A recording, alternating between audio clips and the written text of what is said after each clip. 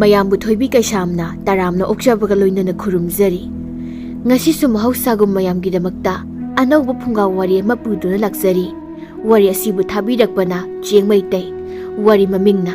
ꯕꯨꯠ ꯃꯀꯣꯜꯗ ꯁꯅꯥꯒꯤ ꯈꯨꯖꯥꯏ꯫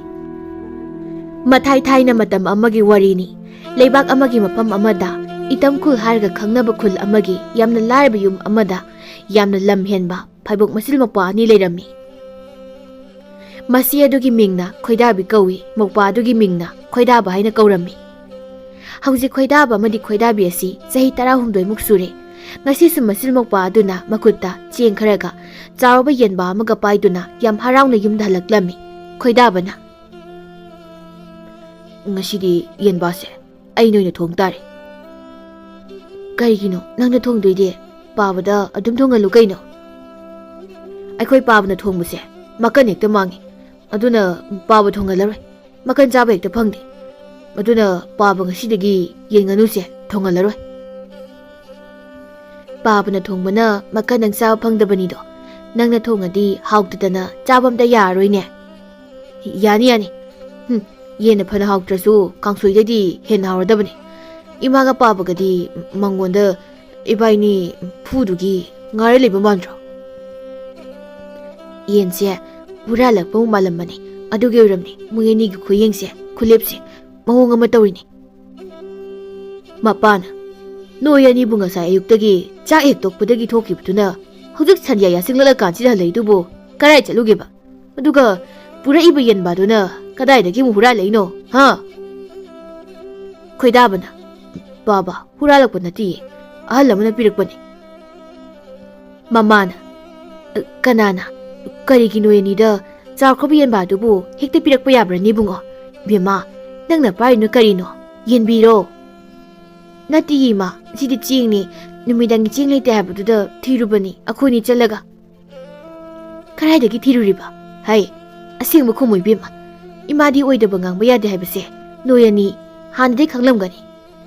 ꯏꯃꯥꯒ ꯄꯥꯕꯒꯗꯤꯅꯦ, ꯐꯅ ꯂꯥꯏꯔꯕꯁꯨ ꯆꯔꯥ ꯐꯅ ꯍꯦꯜꯂꯕꯁꯨ ꯍꯨꯔꯥꯜꯂꯛꯄ ꯄꯣꯠ ꯆꯩꯁꯦ ꯐꯠꯇꯕ ꯇꯧꯔꯒ ꯄꯨꯁꯤꯜꯂꯛꯄ, ꯆꯦꯡ ꯑꯣꯏꯒꯦꯔꯥ ꯌꯦꯟ ꯑꯣꯏꯒꯦꯔꯥ, ꯌꯨꯝꯁꯤꯗ ꯄꯨꯁꯤꯜꯂꯛꯄ ꯌꯥꯗꯦ ꯍꯥꯏꯕꯁꯦ ꯅꯣꯏ ꯑꯅꯤꯅ ꯍꯥꯟꯅꯗꯩ ꯈꯪꯂꯝꯃꯅꯤ꯫ ꯑꯗꯨꯅ ꯁꯦꯡꯅ ꯈꯨꯝꯃꯨ, ꯀꯗꯥꯏꯗꯒꯤ ꯆꯦꯡꯒ ꯌꯦꯟꯒꯅꯣ?" "ꯏꯃꯥ, ꯍꯨꯔꯥꯜꯂꯛꯄꯁꯨ ꯅꯠꯇꯦ, ꯐꯠꯇꯕ ꯇꯧꯔꯒ ꯄꯨꯔꯛꯄꯁꯨ ꯅꯠꯇꯦꯃꯤ, ꯁꯤꯗꯤ ꯑꯩꯈꯣꯏ ꯑꯅꯤꯅ ꯑꯐꯕ ꯊꯕꯛ ꯇꯧꯖꯔꯨꯕꯒꯤ ꯐꯪꯖꯔꯛꯄ ꯆꯦꯡꯒ ꯌꯦꯟꯒꯅꯦꯕ." ꯃꯄꯥꯅ, "ꯅꯕꯥꯅꯤꯅ ꯍꯥꯏꯔꯤꯗꯨꯅ ꯑꯆꯨꯝꯕ ꯑꯣꯏꯔꯗꯤ ꯌꯥꯔꯦ, ꯏꯃꯨꯡꯗ ꯆꯪꯉꯣ, ꯑꯗꯨꯒꯅꯦ ꯌꯦꯟꯗꯣ ꯃꯇꯨ ꯐꯣꯏꯗꯣꯛꯎꯔꯣ꯫ ꯑꯩ ꯊꯥꯡ ꯐꯦꯡꯉꯛꯑꯒꯦ꯫ ꯃꯃꯥ, ꯆꯥꯛ ꯊꯣꯡꯅꯕ ꯇꯧꯁꯤ꯫ ꯆꯥꯛꯇꯣ ꯈꯔ ꯎꯏꯔꯞꯅ ꯊꯣꯡꯉꯧꯀꯣ, ꯏꯟꯁꯥꯡꯗꯤ ꯑꯩ ꯇꯧꯔꯒꯦ." ꯈꯣꯏꯗꯥꯕꯅ, "ꯕꯥꯕꯥ, ꯉꯁꯤꯗꯤ ꯏꯟꯁꯥꯡꯁꯦ ꯑꯩ ꯊꯣꯡꯉꯒꯦ, ꯄꯥꯕ ꯄꯣꯊꯥꯔꯒ ꯑꯣꯏꯅ ꯂꯩꯕꯤꯔꯣ." "ꯅꯪꯅ ꯊꯣꯡꯕ ꯍꯩꯔꯣꯏꯅꯦ ꯏꯕꯨꯡꯉꯣ, ꯅꯄꯥ ꯑꯗꯨꯝ ꯊꯣꯡꯒꯦꯗ." "ꯄꯥꯕꯅ ꯊꯣꯡꯗꯣꯏꯔꯗꯤ ꯃꯀꯟ ꯃꯥꯡꯕ ꯌꯥꯔꯣꯏ." ꯈꯣꯏꯗꯥꯕꯤꯅ, "ꯍꯤꯍꯤ, ꯄꯥꯕ ꯆꯣꯞꯄꯦꯍꯦ." "ꯍꯣꯏ, ꯃꯥꯡꯍꯜꯂꯔꯣꯏ. ꯅꯍꯥꯟꯈꯩ ꯃꯥꯡꯕꯗꯨꯗꯤ ꯑꯣꯠꯄꯗ ꯇꯣꯏꯈꯤꯕ ꯑꯣꯏꯔꯝꯒꯅꯤ, ꯀꯥꯂꯦꯖꯥꯗꯤ ꯇꯣꯏꯗꯦꯅ." "ꯌꯥꯔꯦꯗ ꯏꯕꯨꯡꯉꯣ, ꯈꯣꯠꯇ ꯂꯩꯔꯦ." ꯃꯃꯥꯅ, "ꯃꯣꯏ ꯃꯄꯥ ꯃꯆꯥꯁꯤꯗꯤꯀꯣ, ꯏꯃꯥ ꯆꯥꯛ ꯊꯣꯡꯕ ꯆꯪꯉꯦꯀꯣ." ꯅꯨꯃꯤꯗꯥꯡꯗꯨꯃ ꯈꯣꯏꯗꯥꯕꯒ ꯈꯣꯏꯗꯥꯕꯤꯒꯅ ꯄꯨꯔꯛꯄ ꯌꯦꯟꯕꯥ ꯑꯆꯧꯕꯗꯨ ꯊꯣꯡꯗꯨꯅ ꯌꯥꯝ ꯍꯥꯎꯅ ꯆꯥꯃꯤꯟꯅꯔꯝꯃꯤ꯫ ꯅꯣꯡ ꯅꯤꯅꯤ ꯂꯩꯔꯒꯗꯤ ꯆꯦꯡ ꯆꯥꯔꯥ ꯂꯩꯇꯕ, ꯊꯕꯛ ꯁꯨꯅꯤꯡꯉꯥꯏꯁꯨ ꯂꯩꯇꯕ ꯑꯃꯨꯛ ꯍꯧꯔꯛꯂꯦ꯫ ꯑꯗꯨꯅ ꯈꯣꯏꯗꯥꯕꯒ ꯈꯣꯏꯗꯥꯕꯤꯒꯅ ꯀꯣꯏꯆꯠ ꯆꯠꯇꯨꯅ ꯃꯤꯉꯣꯟꯗꯒꯤ ꯊꯣꯛ ꯈꯔ ꯇꯧ, ꯑꯐꯪ ꯑꯐꯪꯕ ꯈꯔ ꯄꯨꯔꯛꯇꯨꯅ ꯏꯃꯨꯡꯒꯤ ꯃꯇꯦꯡ ꯑꯣꯏꯅꯔꯝꯃꯤ꯫ ꯅꯣꯡꯃꯗꯤ ꯈꯣꯏꯗꯥꯕꯅ, "ꯈꯣꯏꯗꯥꯕꯤ, ꯉꯁꯤꯗꯤ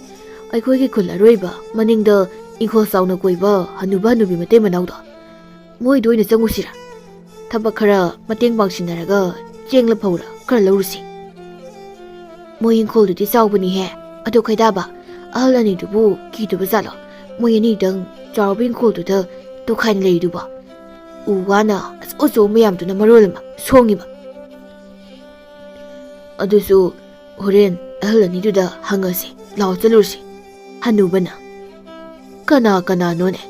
ꯑꯩꯈꯣꯏꯗ ꯃꯣꯏ ꯑꯅꯤ ꯂꯥꯛꯂꯤꯕꯁꯤꯕꯣ? ꯑꯉꯥꯡꯅꯤꯅꯦ, ꯅꯨꯡꯕꯨ ꯅꯨꯡꯁꯤ. ꯑꯩꯒꯤ ꯏꯪꯈꯣꯜꯁꯦ ꯃꯤꯅ ꯍꯦꯛ ꯎꯕꯗ ꯀꯤꯕ ꯐꯥꯎꯋꯦ ꯍꯥꯏꯗꯨꯅ ꯀꯅꯥꯃꯠꯇ ꯍꯦꯛ ꯆꯪꯂꯛꯇꯕꯅꯤ. ꯑꯗꯨꯕꯨ ꯉꯁꯤꯗꯤ ꯑꯉꯥꯡ ꯑꯅꯤ ꯆꯪꯂꯛꯄꯁꯤꯗꯤ ꯅꯨꯡꯁꯤꯈ꯭ꯔꯦ." ꯍꯅꯨꯕꯤꯗꯨꯅ, "ꯃꯄꯨꯕꯨ ꯑꯉꯥꯡ ꯑꯅꯤꯁꯦ ꯃꯁꯛꯄꯨ ꯈꯪꯕ꯭ꯔꯣ? ꯈꯪꯗꯦꯗ, ꯑꯗꯣ ꯑꯩꯈꯣꯏ ꯈꯨꯜꯒꯤ ꯑꯉꯥꯡꯁꯤꯡꯕꯨꯗꯤ ꯑꯣꯏꯔꯝꯒꯅꯤ꯫ ꯈꯣꯏꯗꯥꯕꯅ ꯃꯣꯏꯁꯤꯗꯤ ꯌꯦꯟ ꯉꯥꯅꯨ ꯑꯆꯧ ꯑꯆꯧꯕꯒ ꯌꯥꯝ ꯂꯩꯅꯦ꯫ ꯈꯣꯏꯗꯥꯕꯤꯅ ꯍꯧꯗꯣꯡꯁꯨ꯫ ꯍꯅꯨꯕꯒ ꯍꯅꯨꯕꯤꯗꯨꯒꯅ ꯀꯔꯤꯅꯣ ꯃꯣꯏ ꯑꯅꯤꯅ ꯀꯣꯏꯌꯦꯡ ꯌꯦꯡꯂꯤꯕꯁꯤꯕꯣ? ꯃꯣꯏ ꯑꯅꯤꯁꯤꯕꯨ ꯄꯣꯠ ꯆꯩ ꯍꯨꯔꯥꯟꯕ ꯂꯥꯛꯂꯤꯕ ꯑꯣꯏꯔꯖꯥꯠꯂꯣ? ꯅꯣꯏ ꯑꯅꯤꯕꯨ ꯀꯅꯥ ꯀꯅꯥꯅꯣꯅꯦꯍꯦ? ꯅꯣꯏꯅ ꯌꯦꯡꯂꯤꯕꯗꯨꯕꯨ ꯀꯔꯤꯕꯨꯅꯣ ꯍꯥ? ꯈꯣꯏꯗꯥꯕꯅ ꯏꯄꯨ, ꯑꯩꯈꯣꯏ ꯑꯅꯤꯁꯦ ꯃꯃꯥꯡꯒꯤ ꯇꯣꯝꯕꯒꯤ ꯃꯆꯥꯅꯤ꯫ ꯏꯄꯨꯒ ꯑꯕꯣꯛꯀꯒꯤ ꯏꯪꯈꯣꯜꯁꯦ ꯌꯥꯝꯅ ꯆꯥꯎꯕ ꯐꯖꯕꯁꯤꯗ ꯁꯨꯝ ꯌꯦꯡꯂꯝꯕꯅꯤ꯫ ꯍꯅꯨꯕꯤꯗꯨꯅ ꯅꯣꯏ ꯑꯅꯤꯕꯨ ꯏꯪꯈꯣꯜ ꯌꯦꯡꯕ ꯂꯥꯛꯄ ꯃꯥꯟꯈꯤꯗ꯭ꯔꯦꯗ꯫ ꯈꯣꯏꯗꯥꯕꯤꯅ ꯅꯠꯇꯤꯌꯦ ꯑꯕꯣꯛ,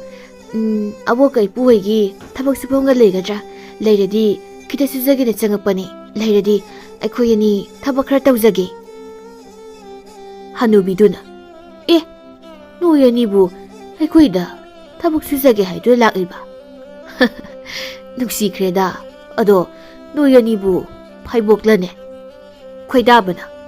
ꯍꯣꯏ ꯑꯕꯣꯛ, ꯏꯕꯥꯅꯤ ꯐꯥꯏꯕꯣꯛꯅꯤ꯫ ꯍꯅꯨꯕꯗꯨꯅ ꯅꯕꯥꯅꯤꯕꯨ ꯑꯗꯨꯛ ꯑꯉꯥꯡ ꯑꯣꯏꯅ ꯑꯩꯈꯣꯏꯗ ꯊꯕꯛ ꯁꯨꯕ ꯂꯥꯛꯂꯤꯕꯗꯨꯕꯨ ꯀꯔꯤꯒꯤꯅꯣꯅꯦ? ꯅꯣꯏꯒꯤ ꯏꯃꯥ ꯄꯥꯕꯅ ꯐꯨꯕꯤ ꯆꯩꯕꯤꯔꯣꯏꯗ꯭ꯔꯣ? ꯅꯠꯇ꯭ꯔꯒ ꯏꯃꯥ ꯄꯥꯕꯅ ꯅꯝꯗꯅ ꯐꯨ ꯆꯩꯔꯒ ꯊꯕꯛ ꯁꯨꯕ ꯆꯠꯍꯜꯂꯤꯕ꯭ꯔꯥꯅꯦ? ꯅꯠꯇꯦ ꯏꯄꯨ, ꯏꯃꯥꯒ ꯄꯥꯕꯒꯁꯨ ꯊꯕꯛ ꯑꯐꯪ ꯐꯪꯕ ꯁꯨꯏ꯫ ꯑꯗꯨ ꯑꯣꯏꯔꯁꯨ ꯑꯩꯈꯣꯏ ꯆꯔꯥ ꯑꯗꯨꯝ ꯍꯦꯟꯕꯅꯤꯅ ꯏꯕꯥꯅꯤꯁꯨ ꯑꯉꯝ ꯑꯉꯝꯕ ꯊꯕꯛ ꯈꯔ ꯁꯨꯔꯒ ꯏꯃꯥ ꯄꯥꯕꯒꯤ ꯃꯇꯦꯡ ꯄꯥꯡꯖꯕꯅꯤ꯫ ꯉꯁꯤꯁꯨ ꯏꯄꯨꯒ ꯑꯕꯣꯛꯀꯅ ꯊꯕꯛ ꯈꯔ ꯁꯨꯍꯟꯕꯤꯌꯨ, ꯑꯗꯨꯒ ꯍꯣꯔꯦꯟ ꯊꯕꯛ ꯁꯨꯕ ꯂꯣꯏꯔꯒ ꯆꯦꯡ ꯈꯔ ꯄꯤꯕꯤꯌꯨ꯫ ꯈꯣꯏꯗꯥꯕꯤꯅ ꯑꯃꯨꯛ ꯑꯕꯣꯛ, ꯄꯨꯄꯨ, ꯊꯕꯛ ꯈꯔ ꯁꯨꯍꯟꯕꯤꯌꯨ꯫ ꯑꯩ ꯋꯥꯏ ꯇꯩꯕ ꯌꯥꯝ ꯍꯩꯌꯦ ꯑꯕꯣꯛ꯫ ꯏꯄꯨꯍꯣꯏꯒꯤ ꯌꯨꯝꯁꯨ ꯁꯪꯒꯣꯏꯁꯨ ꯋꯥꯏ ꯂꯣꯏꯅ ꯇꯩꯊꯣꯛꯄꯤꯔꯝꯒꯦ꯫ ꯈꯣꯏꯗꯥꯕꯅ ꯏꯄꯨꯍꯣꯏꯒꯤ ꯁꯤꯡꯌꯦꯟ ꯈꯥꯏꯗꯣꯛꯄꯤꯔꯝꯃꯨꯔꯥ? ꯋꯥꯏ ꯁꯤꯠꯇꯣꯛꯄꯤꯔꯝꯃꯨꯔꯥ? ꯍꯅꯨꯕꯒ ꯍꯅꯨꯕꯤꯗꯨꯒꯅ ꯉꯥꯏꯈꯣ, ꯊꯕꯛ ꯑꯃꯠꯇ ꯇꯧꯔꯅꯨ꯫ ꯏꯄꯨꯒ ꯑꯕꯣꯛꯀꯅ ꯅꯕꯥꯅꯤꯒꯤ ꯆꯦꯡꯗꯣ ꯄꯤꯔꯒꯦ꯫ ꯅꯣꯏ ꯑꯉꯥꯡ ꯑꯣꯏꯃꯜꯂꯦ, ꯊꯕꯛ ꯁꯨꯕ ꯌꯥꯗꯦꯀꯣ꯫ ꯑꯗꯨꯕꯨ ꯊꯕꯛ ꯁꯨꯗ꯭ꯔꯁꯨ 이수 언니가 와리 사나버디 야이드나 하 이수 언니가 와리 사나다버디 야데 노이 언니나 눅디기 ꯑꯩꯈꯣꯏꯗ ꯂꯥꯛꯂꯒ ꯋꯥꯔꯤ ꯈꯔ ꯁꯥꯟꯅꯔꯕꯗꯤ ꯅꯨꯡꯇꯤꯒꯤꯅꯦ ꯆꯦꯡꯐꯥꯎ ꯄꯤꯒꯅꯤ꯫ ꯈꯣꯏꯗꯥꯕꯅ ꯀꯔꯤ ꯋꯥꯔꯤꯅꯣ ꯁꯥꯗꯣꯏꯕꯨ ꯏꯄꯨ? ꯋꯥꯔꯤꯕꯨ ꯅꯣꯏ ꯑꯅꯤꯁꯦ ꯉꯁꯤꯗꯒꯤ ꯅꯕꯣꯛꯀ ꯑꯩꯒꯒꯤ 이수 ꯑꯣꯏꯔꯗꯣꯏꯕ꯫ ꯑꯗꯨ ꯌꯥꯔꯕꯗꯤ ꯅꯣꯏ ꯑꯅꯤꯒꯤ ꯆꯦꯡꯐꯥꯎ ꯑꯗꯨꯝ ꯄꯤꯒꯗꯧꯔꯤꯕꯅꯤꯀꯣ꯫ ꯍꯅꯨꯕꯤꯗꯨꯅ ꯑꯃꯨꯛ ꯅꯕꯥꯅꯤꯕꯨ ꯀꯔꯤ ꯈꯜꯂꯤꯒꯦꯅꯦ? ꯅꯄꯨꯅ ꯍꯥꯏꯔꯤꯁꯦ ꯇꯟꯕ꯭ꯔꯅꯦ? ꯈꯣꯏꯗꯥꯕꯅ ꯇꯟꯗꯦ, 이바니기수 아보가 이쁘가 레자디에. 하누비두나 아두디 나쁘나 하리시 아래고. khoi-dabi-na 마보. Asumna numit asidagi khoi-dabaga khoi-dabigado ahal anidugi yumda masu oiduna toina leirami. Aduga ahal aniduna moy anigi chengpho henchang napi mayam ama adumak pirami nongmadi ahal aniduna toina yengba paba lerik ama khoi-dabaga khoi-dabigana urami. Khoi-dabi-na ipuga bokana nungtigi yengliba lairiksibu kari lerik orizano. Yengshiro ibaniso awoka ipugana sora chakringaisida. Hoi yengsi ai puthorake. Hoi sida leire lairikse hek ubda kainom phawdro.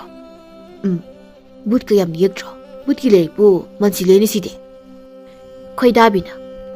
kaino sina but mayam sina pairaga munaribu khuzai sibu sanagi khuzai oidoiro. Mani sanagi khuzai ni yam phajadro. Hek ubada pamaga phawdro. Pami. Khanghaudana hanubaga hanubigidu halai. Khoi-dabaga khoi-dabigadi khuzaiduda ngauringaida ahal aniduna halakpuda uramde. Hanubana Isuwani noyani di kamaina larik tubu thengnadana lauthok lurino haiba kadai ipuda pira uni larik to. Hanubiduna amuk madugi larik to asamba larik natene isu noyani bo napuda piyune madu yengmu phatene. Khoi-dabana ipo ukaigino kashuna da balai shida adu yana pakati dubo kashu tawroi chegai roi chumi yengmani. Kashuna da banatene ꯌꯥꯝꯅ ꯂꯨꯕ ꯂꯥꯏꯔꯤꯛꯅꯤꯅꯦ ꯏꯁꯨ ꯅꯪꯕꯣ ꯀꯗꯥꯏꯅꯣ ꯏꯄꯨꯗ ꯄꯤꯔꯛꯑꯣꯅꯦ ꯈꯣꯏꯗꯥꯕꯤꯅ ꯉꯥꯏꯈꯣ ꯏꯄꯨ ꯁꯅꯥꯒꯤ ꯈꯨꯖꯥꯏꯁꯦ ꯑꯃꯨꯛꯇꯒ ꯌꯦꯡꯈꯤꯒꯦ ꯑꯗꯨꯒ ꯄꯤꯔꯛꯑꯒꯦ ꯍꯅꯨꯕꯤꯅ ꯑꯣ 이수 ꯑꯅꯤꯁꯤꯁꯨ ꯈꯨꯖꯥꯏꯁꯤꯗ ꯉꯥꯎꯔꯦꯗꯅ 이수 ꯅꯨꯄꯤ ꯃꯗꯨꯒꯤ ꯂꯥꯏꯔꯤꯛꯇꯨꯗ ꯃꯤꯑꯣꯏ ꯀꯌꯥꯒꯤ ꯄꯨꯟꯁꯤ ꯃꯥꯡꯈ꯭ꯔꯕꯅꯤꯅꯦ ꯃꯗꯨꯗ ꯑꯩꯒꯤ 이사ꯅꯨꯄꯥ 3 이사ꯅꯨꯄꯤ 4 ꯑꯃꯁꯨ ꯊꯋꯥꯏ ꯃꯥꯡꯈ꯭ꯔꯕꯅꯤꯅꯦ ꯀꯗꯥꯏ ꯂꯥꯏꯔꯤꯛ ꯑꯗꯣ ꯄꯤꯔꯛꯎ ꯑꯕꯣꯛꯇ ꯈꯣꯏꯗꯥꯕꯅ ꯑꯗꯨꯗꯤ ꯂꯥꯏꯔꯤꯛ ꯑꯁꯤꯒꯤ ꯋꯥꯔꯤ ꯂꯤꯕꯤꯌꯨ ꯃꯇꯧ ꯀꯔꯝꯅ ꯂꯥꯏꯔꯤꯛꯁꯤꯗ ꯑꯕꯣꯛ ꯏꯄꯨꯒꯤ 이사ꯁꯤꯡꯒꯤ ꯊꯋꯥꯏ ꯃꯥꯡꯂꯤꯕꯅꯣ ꯑꯗꯨꯔꯗꯤ ꯂꯥꯏꯔꯤꯛꯁꯤ ꯄꯤꯒꯦ हनुबगा हनुबीदुगना होय होय लीगे लाइरिक तो हाना मुक्ता पिरउने खोइदाबना हनुबदुदा लाइरिक अदु पिरमी अदुगा निंगाई तौदुना लाइरिक अदुगी मरमदा वरी लिहलमी हनुबदुना लाइरिक असे नबोक ऐगना नहा ओइरिंगै नोंगम तुरेलदा इनसिंगदुना nga फारिंगैदा लकलकपनि मदुदा नबोक ऐगना लाइरिक असे मटिक मगुल लै इसासिंग पहनगे हाइदुना इनदगी लौथोक्तुना ꯌꯨꯝꯗ ꯀꯥꯔꯛꯂꯒ ꯁꯨꯃꯥꯡꯗ ꯆꯣꯠꯂꯦ ꯍꯥꯏꯗꯨꯅ ꯐꯧꯗꯨꯅ ꯊꯝꯂꯝꯃꯤ ꯑꯗꯨꯒ ꯑꯩꯒ ꯅꯕꯣꯛꯀꯅ ꯏꯔꯨ ꯃꯥꯏꯊꯖꯔꯤꯉꯩꯗ ꯏꯆꯥꯁꯤꯡꯅ ꯂꯥꯏꯔꯤꯛ ꯑꯁꯦ ꯐꯥꯛꯇꯨꯅ ꯌꯦꯡꯂꯨꯕꯗ ꯏꯆꯥꯅꯨꯄꯤ ꯑꯇꯣꯝꯕꯤꯗꯨꯅ ꯌꯥꯝ ꯄꯥꯈꯠꯅ ꯏꯃꯥ ꯕꯥꯕꯥ ꯍꯥꯏꯅ ꯂꯥꯎꯔꯛꯄꯗꯒꯤ ꯆꯦꯟꯁꯤꯜꯂꯒ ꯌꯦꯡꯂꯨꯕꯗꯗꯤ ꯏꯆꯥꯅꯨꯄꯤ ꯑꯇꯣꯝꯕꯤꯗꯣ ꯃꯊꯟꯇ ꯂꯥꯏꯔꯤꯛ ꯑꯁꯦ ꯄꯥꯏꯗꯨꯅ ꯀꯞꯇꯨꯅ ꯂꯩꯔꯝꯈꯤ ꯈꯣꯏꯗꯥꯕꯅ ꯃꯣꯏ ꯑꯇꯩꯗꯤ ꯄꯣ ꯑꯩꯅ ꯑꯩꯒꯤ 이사ꯅꯨꯄꯤ ꯑꯇꯣꯝꯕꯤꯗ ꯀꯩꯗꯧꯔꯦ ꯍꯥꯏꯅ ꯍꯪꯂꯨꯕꯗꯗꯤ 이사ꯅꯨꯄꯤ ꯑꯇꯣꯝꯕꯤꯗꯨꯅ ꯃꯕꯨꯡꯒ ꯃꯆꯦꯁꯤꯡ ꯑꯗꯣ ꯂꯥꯏꯔꯤꯛ ꯑꯁꯤ ꯍꯥꯡꯗꯨꯅ ꯏꯔꯝꯂꯤ ꯋꯥꯔꯣꯜꯁꯤꯡꯗꯣ ꯄꯥꯔꯨꯕꯗꯒꯤ ꯂꯥꯏꯔꯤꯛ ꯃꯅꯨꯡꯗ ꯂꯣꯏꯅ ꯆꯪꯈ꯭ꯔꯦ ꯍꯥꯏꯗꯨꯅ ꯀꯞꯇꯨꯅꯅꯦ ꯇꯝꯂꯛꯈꯤ ꯈꯣꯏꯗꯥꯕꯤꯅ ꯀꯃꯥꯏꯅꯅꯣ ꯑꯗꯨꯗꯤ ꯅꯕꯣꯛꯀ ꯑꯩꯒꯅ 이사ꯅꯨꯄꯤ ꯋꯥꯗꯨꯗ ꯊꯥꯖꯗꯗꯨꯅꯅꯦ ꯅꯣꯛꯂꯝꯃꯤ 이사ꯅꯨꯄꯤꯅ ꯐꯅ ꯍꯥꯏꯔꯁꯨ नबोक ऐगना थाजरमदे मदुदा इसानुपीना सावरदुना लाइरिक अदो अमुक फाक्तोक्तुना पारमी अदुगा इसानुपी अतोमीदुसुने लाइरिक असिगी मनुंगदा करिगुम्बा मना फारगा चिंसिंखिबदौना लाइरिक असिगी मनुंगदा चंखिरमी नुमित अदुदगी नबोक ऐगसे इसासिंग वखलदा कपतुना त लैखि नोंगमदी अइना साउदुना लाइरिक असे मई थारगे हाइदुन तौरमी मदुदा लाइरिक असिगी मनुंगदगी इसासिंग अदुना मई थाबिगनु अखोइबु कनबियो हाइदुना हायरकपगो नबोक ऐगना तारमखि मदुदगी नबोक ऐगना लाइरिक असे ngasi फाउबदा मांगहनदना थमलिबसिनि नोंगम नत्रगा नोंगमदी ऐगी इसासिंग अदो सोइदना लाइरिक असिगी थुकलखिनि खंदुना खोइदाबना अदोइबो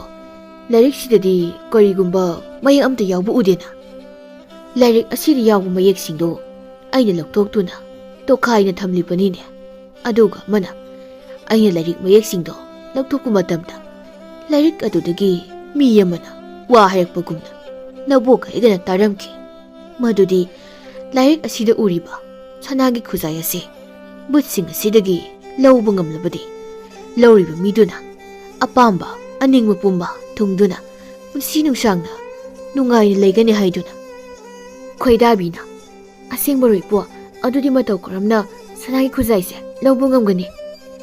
हनुबीना लाइरिक के वरोलसिंगदो पादुना लाइरिक असिदा उरिबा बुतसिंगी माकोलदने चंगदुना सनागी सैसेल असि लौरगा अमुक लाइरिक असिदगी थोलकपा ngamgadabani ngamdrabadi अइगी इसासिंग अदुमनाने पुंसि सुपा लाइरिक असिदा बुत ओंदुना लाइखिदोइबनी खोइदाबना ओ अदुदी इबो चंगबा यारदी थोलकपगी लंबी मसु सोइदे लेरंगनिको इबो लाइरिक ता इरमी वरोनसिंगदो क्राइ लेगे अयुमते येंगे यारोय यारोय इसु अनिदी मांगबा यारोयको लाओ चेंग पौ पिरगे युमदा हनबा तौरो हयेंग अबुक ngana muk laoko खोइदाबगा खोइदाबिगदु चेंग खरा पुदुना हनुबा हनुबिगी वारिदु अमुकसु थाजै अमुकसु थाजदन युमदा हलकलामी मोय अनिदु खंगनिंगबसु यामनि हेलमी अदुना हनुबा हनुबिन लोसिलिबा लाइरिक अइबा वरोलसिंगदु हुरालगा तुमिना येंगलगे हाइना खनरमी अदुना नोंगानबगा हनुबा हनुबिगी युमदा मुक लाकलामी अदुगा Hanuba hanubiduna ingkol thabak suringai tanja ama yenglaga khoidabina lairik adu koithi thirami. Akonbada yumgi sagai mathakta lairik aduda iriba warolsingi senasing aduga hanagiduga pi amadu yomsinduna phanglammi. Khoidabana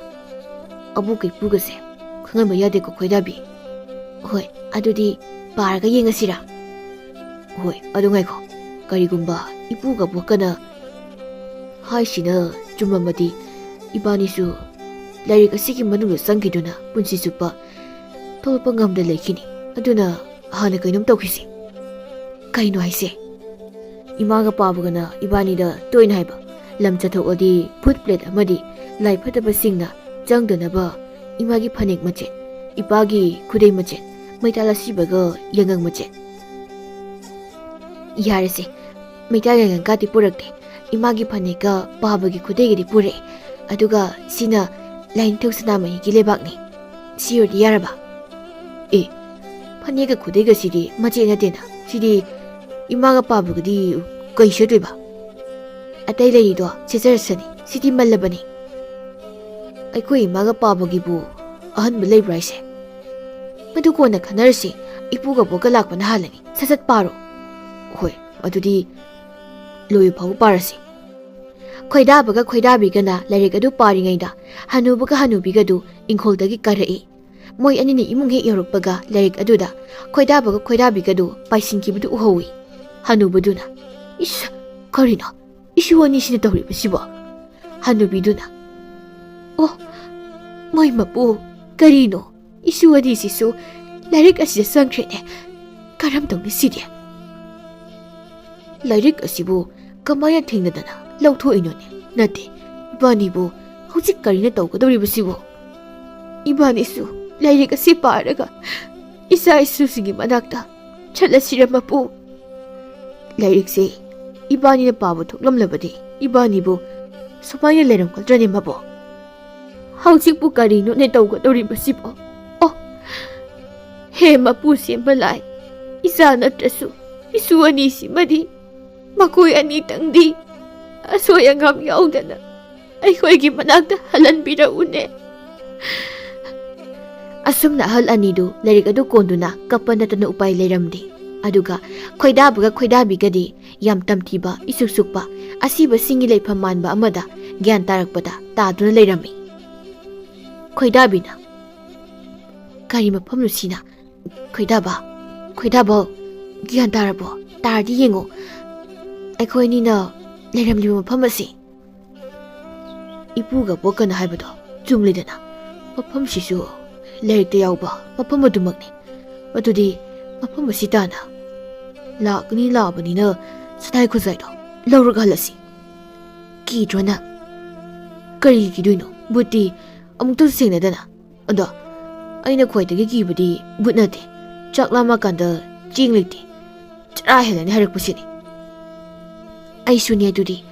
aduna sanagi khuzaise laude laurusi amukhana chara hendanaba adudi lau laik diauba sanagi khuzagi leifamdo thiraga chalasi kari konjelno tunglamge matarisiba tunghalaga yengano adum chalo kaino aigi samda kaino mana payapugum tawe wakhalnani tumina dum chalo wakhalna mande nanganda amka ilakpagum tawe lambi patubi urami tumina dum chalomi butna hai ngasaidagi tungda inarakli butnine wakhalna natene khoidabina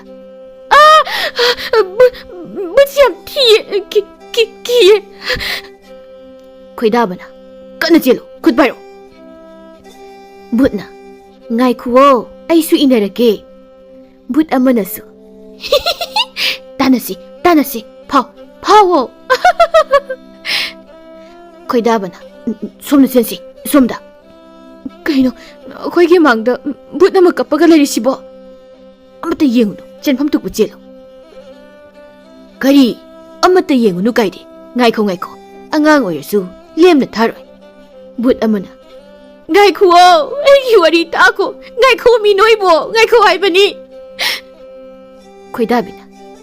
aigi bani ade khoidaba ꯑꯩ ꯀꯤꯕꯅ ꯌꯥꯗ꯭ꯔꯦ ꯀꯤꯔꯗꯤ ꯁꯤꯔꯅꯤ ꯑꯗꯨꯅ ꯀꯤꯒꯅꯨ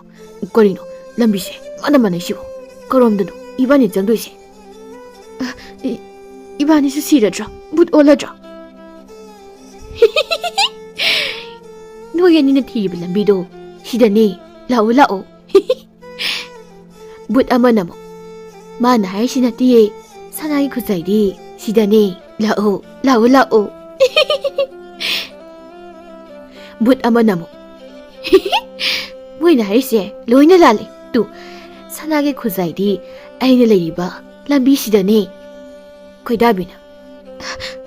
ꯀꯃꯥꯏ ꯇꯧꯁꯤꯒꯦ 이반이 ꯎꯕ꯭ꯔꯥ 아다 ꯃꯉꯥꯜ ꯑꯃ ꯎꯔꯤꯕ ꯂꯝꯕꯤꯁꯦ ꯃꯁꯤꯗ ꯁꯣꯏꯗꯅ ꯁꯅꯥꯒꯤ ꯈꯨꯠꯆꯥꯏꯗꯣ ꯂꯩꯔꯝꯒꯅꯤ ꯂꯥꯛꯑꯣ ꯆꯪꯂꯒ ꯌꯦꯡꯉꯁꯤ ꯑꯁꯤꯅ ꯍꯦꯟꯅ ꯕꯨꯠ ꯂꯩꯌꯦ ꯑꯌꯣ ꯈꯣꯡꯗ ꯄꯥꯏꯔꯛꯑꯦ ꯑꯩꯉꯣꯟꯗꯁꯨ ꯄꯥꯏꯔꯛꯑꯦ ꯁꯤꯗ ꯇꯥꯔꯤꯕ ꯆꯩꯁꯤꯗ ꯀꯟꯒꯦ ꯊꯥꯗꯣꯛꯑꯣꯅꯦ ꯅꯪꯅ ꯄꯥꯏꯔꯤꯗꯣ ꯆꯩ ꯅꯠꯇꯤꯌꯦ ꯑꯩꯒꯤ ꯈꯨꯠ ꯅꯥꯝꯃꯅꯤ ꯅꯥꯝꯃꯗꯤ ꯅꯪꯒꯤ ꯈꯣꯡꯗ ꯀꯟꯅ ꯄꯥꯏꯔꯤꯁꯤꯅꯦ ꯍꯥ ꯕꯨꯠꯀꯤ ꯈꯨꯠ ꯑꯣꯏꯔꯕ ꯈꯣꯏꯗꯥꯕ ꯑꯩꯒꯤ ꯈꯣꯡꯗꯒꯤ ꯈꯨꯠꯁꯦ ꯑꯃꯨꯛꯇ ꯂꯧꯊꯣꯛꯄꯤꯌꯨ ꯑꯩ ꯀꯤꯕꯅ ꯌꯥꯗ꯭ꯔꯦ ꯅꯪꯅ ꯂꯪꯊꯣꯛꯈ꯭ꯔꯤꯕꯗꯣ ꯑꯩꯒꯤ ꯈꯨꯠꯁꯨ ꯅꯠꯇꯅ ꯆꯩꯗꯨꯕꯣ ꯑꯩꯒꯤ ꯈꯨꯠꯇꯤ ꯅꯣꯏ ꯑꯅꯤꯒꯤ ꯈꯣꯡꯗ ꯀꯟꯅ ꯄꯥꯏꯔꯤꯁꯤꯅꯦ ꯑꯗꯨꯗꯤ ꯈꯣꯡꯄꯥꯛꯁꯤ ꯑꯣꯏꯅ ꯆꯕꯦꯠ ꯅꯦꯠꯀꯦ ꯑꯌꯣ ꯑꯌꯥ 나이네 ꯈꯨꯠꯀ ꯇꯦꯛꯑꯦ 나이네 나비데 ꯈꯣꯏꯗꯥꯕꯅ ꯁꯤ ꯌꯧꯔꯤ ꯌꯥꯔꯣꯏ ꯕꯨꯠ ꯉꯛꯇ ꯉꯥꯏꯔꯦ 이마ꯒꯤ ꯐꯅꯦꯛꯇꯨꯒ 이빠ꯒꯤ ꯈꯨꯗꯩꯗꯨꯒ ꯂꯧꯊꯣꯔꯛꯑꯣ ꯑꯗꯨꯒ ꯀꯟꯅ ꯆꯦꯟꯈ꯭ꯔꯁꯤ ꯁꯤꯗ ꯂꯩꯔꯦ ꯕꯨꯠ ꯃꯌꯥꯝꯗꯨꯅ ꯀꯔꯤꯅꯣ ꯁꯤꯅ ꯃꯅꯝ ꯌꯥꯝ ꯅꯝꯊꯤꯗ꯭ꯔꯣ ꯑꯃꯅ ꯑꯃꯨꯛ ꯅꯝꯊꯤꯕ ꯐꯤ ꯑꯁꯦ 하이든 ꯆꯪꯂꯛꯑꯦ 이스 ꯑꯁꯤꯗꯤ ꯀꯔꯤ ꯐꯤꯅꯣ ꯃꯅꯥꯛꯇ ꯆꯪꯕ ꯀꯤꯌꯦ ꯕꯨꯠ ꯑꯃꯅ ꯑꯃꯨꯛ ꯃꯣꯏ ꯑꯅꯤ ꯁꯤꯐꯥꯎ ꯅꯠꯇ꯭ꯔꯗꯤ ꯁꯅꯥꯒꯤ ꯈꯨꯖꯥꯏꯗꯣ ꯁꯣꯏꯗꯅ ꯂꯧꯈ꯭ꯔꯅꯤ ꯕꯨꯠ ꯃꯌꯥꯝꯗꯨꯅ 이나워 ꯈꯨꯠꯅ ꯂꯥꯝꯃꯨ ꯃꯁꯝ ꯄꯥꯏꯔꯒ ꯆꯤꯡꯁꯤ ꯃꯈꯣꯡꯁꯦ ꯀꯣꯟꯁꯤꯟꯁꯤ ꯃꯣꯏ ꯑꯅꯤꯁꯤꯅ ꯁꯅꯥꯒꯤ ꯈꯨꯖꯥꯏꯗꯣ ꯐꯪꯍꯟꯒꯨꯝꯁꯤ ꯈꯣꯏꯗꯥꯕꯅ ꯑꯥꯗ ꯂꯩꯔꯤ ꯁꯅꯥꯒꯤ ꯈꯨꯖꯥꯏ ꯌꯥꯝ ꯐꯖꯩ ꯁꯅꯥꯒꯤ ꯈꯨꯖꯥꯏꯁꯤꯒꯤ ꯃꯈꯣꯡꯗ ꯂꯩꯔꯤꯕ ꯕꯨꯠ ꯃꯌꯥꯝꯁꯦ ꯎꯕ꯭ꯔꯥ ꯈꯣꯏꯗꯥꯕꯤ ꯎꯏ ꯑꯁꯤꯗꯤ ꯀꯃꯥꯏꯅ ꯁꯅꯥꯒꯤ ꯈꯨꯖꯥꯏꯁꯤ ꯂꯧꯕ ꯉꯝꯒꯅꯤ ꯇꯨꯡꯗꯁꯨ ꯕꯨꯠ ꯃꯌꯥꯝ ꯑꯃ ꯃꯥꯡꯗꯁꯨ ꯕꯨꯠ ꯃꯌꯥꯝ 이반이 ꯉꯁꯤꯗꯤ 시르니까 붓 올라니까 아무 하나 이마 빠박이 만났다 한방 말로이거 시바 아로이바 레박 이응세 이마기 파닉도 째나 빠요 에쇼 이빠기 구데이세 째나 빠게 라오 장친세 산하기 구자시 땀나 khoidabaga khoidabigadu sanagi khuzai manak tamna sangsilli but mayam dunadi moi anibu ikoi sinduna hakadawbugi ngaiduna leikri khoidabe ipai magi kudeishina ibani kudaleri kaidi but singsina kashu tawbu ngamoi dubu ibani na mafam sidagi nadoktuna yumdan basungamlar adunadi ibani mafam sida hojik natrasu soidana isida sirani adudi ibani hojik kaidaw se habano siba ngaraga leiradro ngakta sorsan hondoksi aduga ai wakhal khange but singduna moyani na paiba pise hek yaudaba hekta sokchilaga hatsiko but amana anganga nise apang mangang dina teko tawshinnaraga sanagi khuzai ase puraga sien kidoini but amana mo aigi khut atat pase moy ani langsinge but mayam duna hujik pawba tangi khut atat bado पायरगा लेरिब्रा हाइसे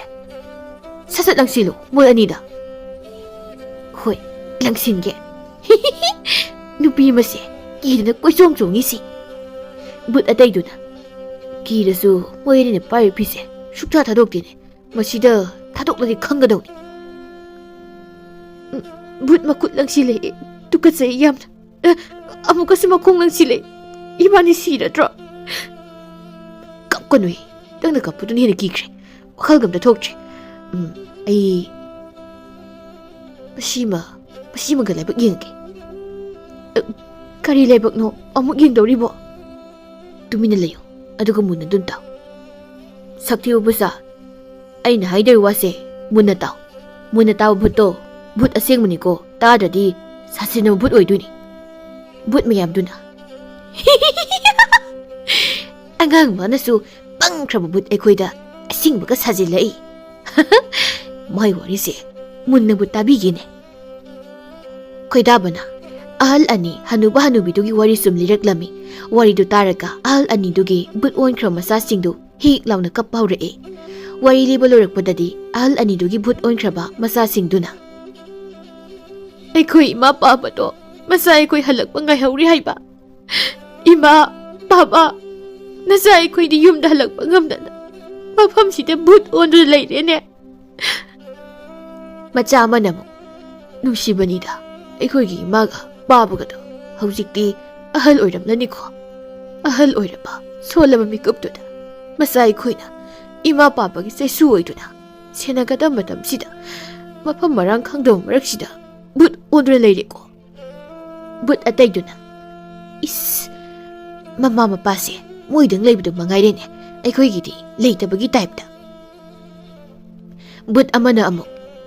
ꯌꯥꯝ ꯇꯥꯅꯤꯡꯗꯤ ꯃꯣꯏꯅ ꯀꯞꯄꯁꯦ,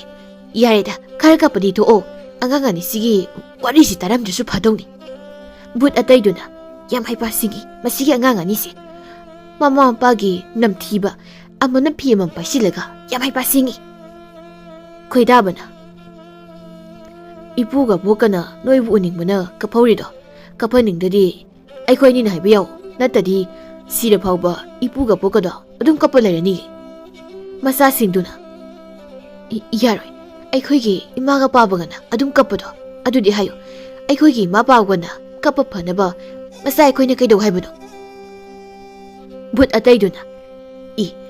ꯃꯣꯏꯁꯤꯗꯤ ꯑꯉꯥꯡ ꯑꯅꯤꯁꯤꯅ ꯄꯪꯍꯥꯏꯗ ꯍꯥꯏꯖꯤꯜꯂꯒ ꯄꯪꯊꯗꯅꯒ ꯄꯪꯀꯞꯇ ꯀꯞꯄꯗꯒꯤ ꯍꯦꯟꯗꯣꯛꯇꯅ ꯑꯩꯈꯣꯏꯅ ꯀꯩꯗꯧ ꯍꯥꯏꯕꯅꯣ ꯀꯥꯏꯅ ꯍꯦꯛꯇ ꯍꯥꯏꯈ꯭ꯔꯦꯅꯦ꯫ ꯚꯨꯠ ꯑꯃꯅ ꯁꯤꯔꯕ ꯐꯥꯎꯕ ꯀꯞꯅꯤ ꯀꯥꯏꯅ, ꯁꯤꯔꯒꯕꯨ ꯀꯅꯥ ꯀꯞꯅꯒꯦ? ꯀꯞꯅꯕ꯭ꯔꯕ? ꯁꯤꯔꯁꯨ ꯀꯞ ꯇꯥꯔꯗꯤ ꯑꯩꯈꯣꯏꯅꯦ ꯚꯨꯠꯀ ꯑꯣꯏꯖꯔꯣꯏꯒꯦꯕ, ꯃꯣꯏꯒꯤ ꯃꯃꯥꯒ ꯃꯄꯥꯒꯗꯣ ꯃꯣꯏ ꯍꯦꯛ ꯑꯣꯏꯖꯔꯁꯅꯤ꯫ ꯚꯨꯠ ꯑꯃꯅ ꯑꯃꯨꯛ ꯃꯣꯏꯁꯦ ꯑꯉꯥꯡ ꯑꯅꯤꯁꯤꯅ ꯍꯥꯏꯕ ꯏꯟꯗꯅ ꯁꯅꯥꯏ ꯈꯨꯠꯁꯥꯏꯁꯦ ꯄꯤꯊꯣꯛꯈꯤꯅꯤꯀꯣ꯫ ꯚꯨꯠ ꯑꯇꯩꯗꯨꯅ ꯀꯔꯤꯒꯤ ꯄꯤꯗꯣꯏꯕ? ꯑꯩꯈꯣꯏꯅ ꯉꯁꯤ ꯚꯨꯠ ꯑꯣꯜꯂꯤꯁꯦ ꯁꯅꯥꯒꯤ ꯈꯨꯖꯥꯏꯁꯦ ꯄꯥꯝꯂꯨꯕꯩ ꯅꯠꯇ꯭ꯔꯣ? ꯑꯗꯨꯅ ꯑꯩꯈꯣꯏꯅ ꯐꯪꯈꯤꯗ꯭ꯔꯤꯕ ꯁꯅꯥꯒꯤ ꯈꯨꯖꯥꯏꯁꯦ ꯀꯅꯥꯝꯇꯗ ꯄꯤꯕ ꯁꯨꯛꯌꯥ ꯌꯥꯔꯣꯏ꯫ ꯑꯔꯥꯛ ꯑꯔꯥꯛꯄ ꯚꯨꯠ ꯂꯣꯏꯅ ꯑꯣꯜꯍꯜꯂꯒ ꯑꯩꯈꯣꯏꯒꯨꯝꯅ ꯃꯐꯝ ꯑꯁꯤꯗ ꯂꯩꯍꯟꯒꯗꯕꯅꯤ꯫ ꯚꯨꯠ ꯑꯃꯅ ꯑꯗꯨ ꯑꯣꯏꯔꯗꯤ ꯑꯉꯥꯡ ꯑꯅꯤꯒꯤ ꯐꯤꯁꯦ ꯃꯨꯜꯂꯒ ꯃꯣꯏ ꯑꯅꯤꯁꯦ ꯍꯥꯠꯂꯁꯤ꯫ ꯈꯣꯏꯗꯥꯕꯅ ꯅꯣꯏꯒꯤ ꯏꯃꯥꯒ ꯄꯥꯕꯒꯅ ꯍꯔꯥꯎꯅ ꯂꯩꯅꯕ ꯁꯅꯥꯏ ꯈꯨꯖꯥꯏꯁꯦ ꯑꯩꯈꯣꯏ ꯑꯅꯤꯗ ꯄꯤꯔꯣ꯫ ꯈꯨꯖꯥꯏꯁꯦ ꯑꯩꯈꯣꯏꯅ ꯄꯥꯏꯔꯕꯗꯤ ꯏꯄꯨꯒ ꯕꯣꯛꯀꯗꯣ ꯅꯣꯏ ꯍꯤꯡꯅꯤ ꯈꯟꯗꯅ ꯅꯨꯡꯉꯥꯏ ꯂꯩꯔꯅꯤ꯫ ꯋꯥ ꯑꯁꯤ ꯍꯦꯛ ꯇꯥꯕꯒ ꯍꯅꯨꯕ ꯍꯅꯨꯕꯤ ꯑꯅꯤꯒꯤ ꯃꯆꯥꯁꯤꯡꯗꯨꯅ ꯈꯨꯖꯥꯏꯗꯨ ꯆꯦꯟꯁꯤꯟꯗꯨꯅ ꯇꯥꯞ ꯂꯥꯎꯅ ꯂꯧꯔꯒ ꯈꯣꯏꯗꯥꯕꯗ ꯂꯪꯉꯛꯏ꯫ ꯈꯣꯏꯗꯥꯕꯅ ꯈꯨꯖꯥꯏꯗꯨ ꯍꯦꯛ ꯐꯪꯕꯒ ꯃꯄꯥꯒꯤ ꯈꯨꯗꯩ ꯑꯗꯨꯅ ꯆꯦꯠꯅ ꯌꯣꯝꯁꯤꯜꯂꯝꯃꯤ꯫ ꯃꯗꯨꯗꯒꯤꯗꯤ ꯚꯨꯠ ꯃꯌꯥꯝꯗꯨ ꯁꯥꯎꯗꯨꯅ ꯈꯣꯏꯗꯥꯕꯤꯒ ꯈꯣꯏꯗꯥꯕꯒꯗ ꯎꯝꯁꯤꯜꯂꯛꯏ꯫ ꯑꯉꯥꯡ ꯑꯅꯤꯗꯨ ꯀꯟꯅꯕ ꯑꯃꯨꯛ ꯍꯅꯨꯕ ꯍꯅꯨꯕꯤꯒꯤ ꯃꯆꯥꯁꯤꯡ ꯑꯗꯨꯅ ꯚꯨꯠ ꯑꯇꯩꯗꯨꯗ ꯆꯣꯡꯁꯤꯟꯗꯨꯅ ꯐꯥꯔꯝꯃꯤ꯫ ꯍꯅꯨꯕꯒ ꯍꯅꯨꯕꯤꯗꯨꯒꯤ ꯃꯆꯥꯁꯤꯡꯗꯨꯅ ꯅꯣꯏ ꯑꯅꯤ ꯈꯨꯖꯥꯏꯗꯣ ꯄꯥꯏꯔꯒ ꯌꯥꯝ ꯊꯨꯅ ꯆꯦꯟꯈ꯭ꯔꯣ꯫ ꯈꯨꯖꯥꯏ ꯑꯗꯣ ꯏꯆꯝ ꯆꯝꯕ ꯈꯨꯖꯥꯏ ꯅꯠꯇꯦ, ꯈꯨꯖꯥꯏꯗꯣ ꯄꯥꯏꯕ ꯃꯈꯩꯗꯤ ꯇꯧꯒꯦꯗ ꯉꯝꯕꯅꯤ, ꯑꯗꯨꯁꯨ ꯇꯥꯏꯕꯪ ꯃꯤ ꯄꯨꯛꯆꯦꯜ ꯁꯦꯡꯅ ꯃꯊꯧꯅ ꯂꯩꯕ ꯃꯤ ꯈꯛꯇꯅ꯫ ꯑꯗꯨꯅ ꯆꯦꯜꯂꯣ, ꯂꯥꯏꯕꯛ ꯌꯦꯡꯉꯣ, ꯑꯗꯨꯒꯅꯦ ꯑꯩꯈꯣꯏꯒꯤ ꯄꯥꯕꯒ ꯏꯃꯥꯒꯗꯣ ꯃꯆꯥ ꯑꯩꯈꯣꯏꯅ ꯍꯧꯖꯤꯛꯁꯨ ꯌꯥꯝꯅ ꯅꯨꯡꯁꯤꯍꯧꯔꯤ ꯍꯥꯏꯅ ꯇꯝꯕꯤꯌꯨꯀꯣ꯫ ꯈꯣꯏꯗꯥꯕꯅ ꯀꯗꯥꯏꯗꯅꯣ ꯆꯦꯟꯗꯣꯏꯕꯣ? ꯌꯨꯝꯗ ꯑꯃꯨꯛ ꯍꯟꯒꯅꯤꯁꯨ ꯈꯪꯗꯦ ꯇꯧꯏꯁꯦ꯫ ꯚꯨꯠ ꯑꯃꯅ ꯈꯨꯄꯪꯗꯤ ꯑꯁꯤꯅꯕꯨ ꯁꯅꯥꯏ ꯈꯨꯖꯥꯏꯁꯦ ꯂꯧꯔꯨꯅꯤ ꯀꯥꯏꯅ ꯂꯥꯛꯏ ꯃꯥꯜꯂꯦ꯫ ꯍꯥꯏ ꯑꯄꯪꯕ ꯑꯉꯥꯡ, ꯈꯨꯖꯥꯏꯗꯨ ꯄꯥꯏꯔꯗꯤ ꯌꯨꯝꯗ ꯍꯟꯕ ꯑꯗꯨꯝ ꯌꯥꯔꯕꯅꯤꯅꯦ꯫ ꯑꯩꯈꯣꯏꯅ ꯚꯨꯠ ꯍꯥꯟꯅ ꯑꯣꯟꯈꯤꯕꯒꯤ ꯌꯥꯗꯕꯒꯤ ꯋꯥꯅꯤ, ꯅꯣꯏ ꯑꯅꯤꯗꯤ ꯌꯥꯏꯅꯦ꯫ ꯚꯨꯠ ꯑꯇꯩꯗꯨꯅ ꯃꯁꯤꯒꯤ ꯚꯨꯠꯁꯤꯗꯤꯕꯀꯣ ꯃꯌꯨꯝꯗ ꯍꯟꯐꯝ ꯈꯪꯗꯅ ꯂꯩꯔꯗꯕꯁꯤꯗ ꯃꯥꯅ ꯑꯃꯨꯛ ꯍꯟꯕ ꯉꯝꯅꯕ ꯍꯥꯏꯗꯣꯛꯈ꯭ꯔꯦꯅ ꯇꯧꯔꯤꯁꯦ꯫ ꯚꯨꯠ ꯑꯃꯗꯨꯅ ꯍꯥꯍꯥ ꯑꯁ ꯄꯪꯉꯤꯗꯀꯣ ꯚꯨꯠ ꯑꯩꯁꯦ꯫ ꯚꯨꯠ ꯑꯇꯩꯗꯨꯅ ꯃꯁꯤ ꯑꯣꯏꯅ ꯐꯨꯔꯦ ꯃꯁꯤ꯫ ꯈꯣꯏꯗꯥꯕꯅ ꯃꯣꯏ ꯃꯁꯦꯟ ꯈꯟꯅꯔꯤꯉꯩꯁꯤꯗ ꯏꯕꯥꯅꯤ ꯌꯨꯝꯗ ꯆꯠꯍꯧꯔꯁꯤ, ꯑꯗꯨꯗꯤ ꯈꯨꯖꯥꯏꯁꯦ ꯑꯃꯨꯛ ꯂꯧꯊꯣꯛꯑꯒꯦ꯫ ꯍꯦ ꯈꯨꯖꯥꯏ, ꯍꯧꯖꯤꯛ ꯅꯪꯁꯦ ꯑꯩꯈꯣꯏꯅꯤ ꯑꯣꯏꯔꯕꯅꯤꯅ ꯑꯩꯈꯣꯏꯅꯤ ꯅꯠꯇꯕ ꯃꯤ ꯑꯇꯩ ꯑꯃꯅ ꯍꯥꯏꯕ ꯌꯥꯅꯀꯣ ꯑꯗꯨꯅ ꯍꯧꯖꯤꯛꯇꯤ ꯑꯩꯈꯣꯏꯅꯤꯅ ꯍꯥꯏꯕꯗꯣ ꯌꯥꯎꯔꯀꯣ ꯑꯩꯈꯣꯏ ꯑꯅꯤꯕꯨ ꯏꯄꯨꯕꯣꯛꯀꯤ ꯃꯅꯥꯛꯇ ꯑꯃꯨꯛ ꯂꯩꯍꯜꯂꯣ ꯚꯨꯠ ꯃꯌꯥꯝꯗꯨꯅ ꯑꯉꯥꯡ ꯑꯅꯤꯗꯣ ꯈꯨꯖꯥꯏ ꯄꯨꯔꯒ ꯃꯥꯡꯈ꯭ꯔꯦ ꯈꯨꯖꯥꯏ ꯄꯨꯔꯒ ꯃꯥꯡꯈ꯭ꯔꯦ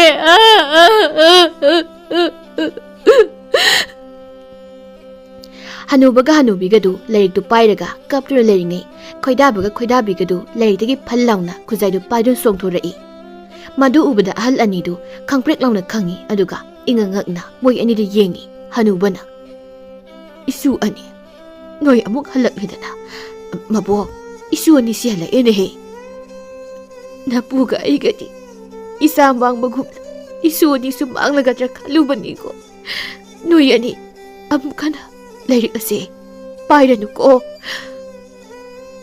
너희 아니부 마다우 그럼나 아무 할락 방갑리바노 이부디 타자기레다고 이수 아니나 아무 할락바세 이부 아보 nasu wari ligisi khoidabaga khoidabigana wari pumba ahal aniru lirami wari sinu taraga ahal anidu masa simbu yam nushiduna kaplami hanubana aigi sa singdo loina but olaga lehurabako hanubiduna amo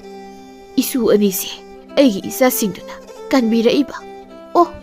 nusigre dako aigi isa singdo asumna thakra hokre aduna hojikti khoidabaga khoidabigadu khuzaidu sizinnabasu phajana hairakpana yam nungairami mamaga mapagasu yam nungaina thambiri nongmadi khoidabiga khoidabagana ahal anidugi yumla laktuna khoidabina khoidaba sanai khuzai sina tawba ngamdaba amta leitradi ipuga bokagi masasingdo yumsida hanagumna kausidana adubu khuzai sigi maramdadi moyamtana khangaro हानगी पुंसीदुदा अमुक कौताबा करिगुम्बा सनागी खुजाइसिगी मरमदे खंगना कौरदी मोय अमु बुत ओनखिनि अदुदी कौरसिरा कौरसि इपुगा बोकसे यम हराउजनबा ओय खोइदाबगा खोइदाबिगना खुजाइदु पाइदुना अहल अनिदुगी बुत ओनख्र मसा सिंगदु अमुक कौरमी हेक कौबगा अहल अनिदुगी मसा सिंगदु लोइना हलक्लमी खोइदाबिना मपुगा मबोकदु कौरमी अदुगा मसा सिंगदुगा उना हल्लमी खोइदाबना इपु अबो लैरिक्तुगी मरमदा मोयमदा खंगदबनिको लोइना काउख्रबनी मदुना अबो कैपुगना वरी सिंगदो अमु लिरबदी बुत लोइना अमु ओंदुना माखिनिको हनुबगा हनुबिदुगना लिरुइकी इसुअनी इसुअनीना अइगी इसा सिंगसे लोइना मु हिगन पिरिदना मसासिंगदुना करिनो पाबा मसा खंगदबा अंगांग अनिसिदा सानै बोरि सिंसिबो अहल अनिदुना कैसुनती इसासा खोइदाबिगा खोइदाबगना इपो अबो अखोइनि मुक चलेको अहल अनिदुना होय होय अमुक दाउको असुमना खोइदाबगा खोइदाबिगसु याम नुंगाय पुन्सि हाबदु ओइरे हनुबा हनुबिगी मसासिंगसु अमुक हलक्तुना अहल अनिदु मसासिंगा नुंगायना पानखिरमी